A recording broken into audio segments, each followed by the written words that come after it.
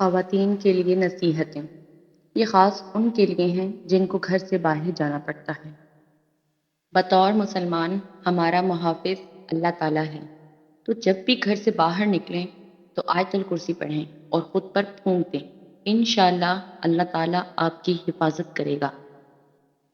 اگر ایک خاتون کسی اجنبی مرد کی موجودگی میں اپنے آپ کو تنہا پائے تو وہ کیا کرے؟ جب وہ ایک اونچے اپارٹمنٹ یا عمارت میں رات گئے لفٹ میں داخل ہوتی ہے۔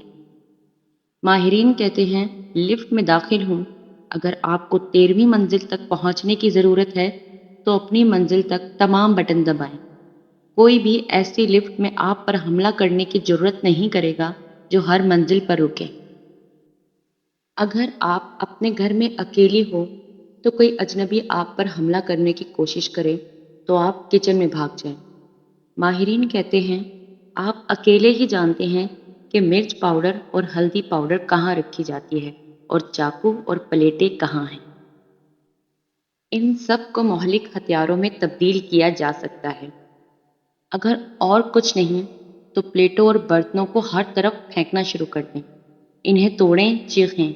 یاد رکھیں شور چھیڑ چھاڑ کا سب سے بڑا دشمن ہے، وہ پکڑ نہیں سکے گا۔ رات کو ٹیکسی لینا۔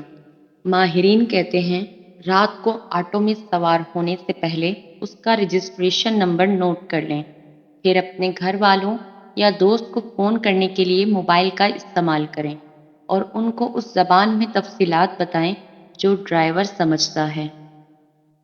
ڈرائیور اب جانتا ہے کہ کسی کے پاس اس کی تفصیلات ہیں اور اگر کچھ غلط ہوگا تو وہ شدید پریشانی میں پڑ جائے گا۔ وہ اب آپ کو محفوظ گھر لے جانے کا پابند ہے۔ ایک ممکنہ حملہ آور اب آپ کا حقیقی محافظ ہے۔ کیا ہوگا اگر ڈرائیور کسی گلی میں راستہ تبدیل کر لے اور آپ کو لگتا ہے کہ آپ خطرے کے علاقے میں داخل ہو رہے ہیں؟ ماہرین کا کہنا ہے کہ اپنے پرس کا ہینڈل یا اپنی چوڑی اس کے گلے میں لپیٹ کر اسے کھینچنے کے لیے استعمال کریں۔ اگر آپ کو راستے میں کسی کی وجہ سے ڈر ہے تو ماہرین کہتے ہیں کہ ایک دکان یا گھر میں داخل ہوں اور اپنی حالت بیان کریں۔